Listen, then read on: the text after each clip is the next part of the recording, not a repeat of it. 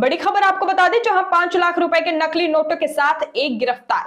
जी हां, काली याचक police station के चरियनंतपुर इलाके से मोशरफ हुसैन नाम के एक व्यक्ति को गिरफ्तार किया गया।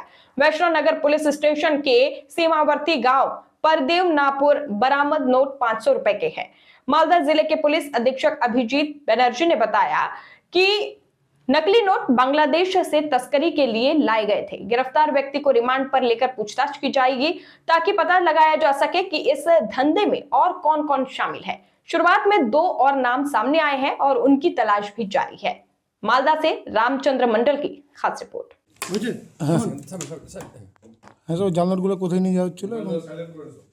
गोपन सूत्रेर भित्तिते कालियाचक थानार गोलापगंज आईसिर इनचार्ज এবং অন্যান্য ফোর্স অফিসার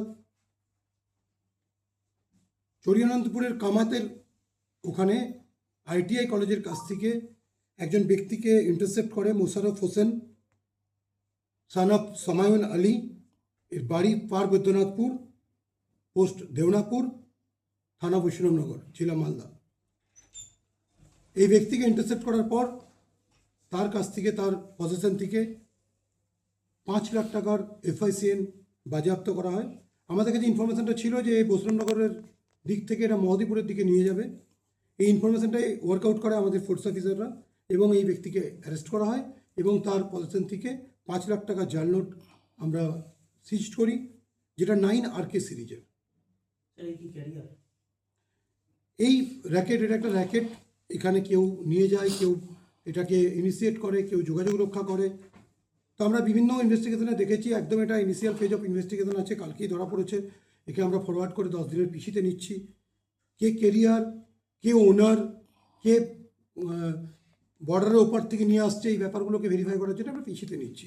10 দিনের পিসি পেয়ার সহ ওকে আমরা ফরওয়ার্ড করছি। তো আমরা যেটা জানতে পেরেছি, এটা জাল নোটগুলো নিয়ে এসে সার্কুলেট করার উদ্দেশ্যে এটাকে নিয়ে আসা হচ্ছিল। আমরা আরও 2জন ব্যক্তির নাম পেয়েছি এই র্যাকেটের সঙ্গে যুক্ত, 2জন ব্যক্তি। তাদের নাম আমরা ইনভেস্টিগেশনের স্বার্থে প্রকাশ করছি না।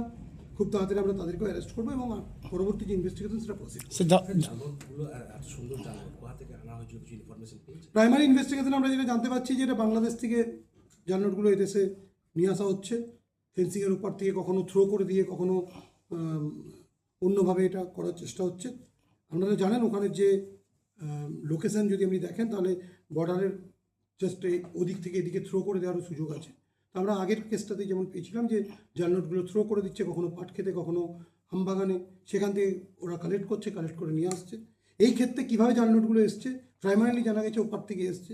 কীভাবে এই জাল নোটগুলো এসছে সেটা আমরা ভেরিফাই করছি এবং অন্যান্য যে ব্যাপারগুলো আছে সেই ব্যাপারগুলো আমরা ভেরিফাই করছি। স্যার, কোনো কাপড় ব্যবহার করেছিল? ব্যাগই নিয়ে আসছিল, ব্যাগের মধ্যে দিয়ে নিয়ে আসছিল।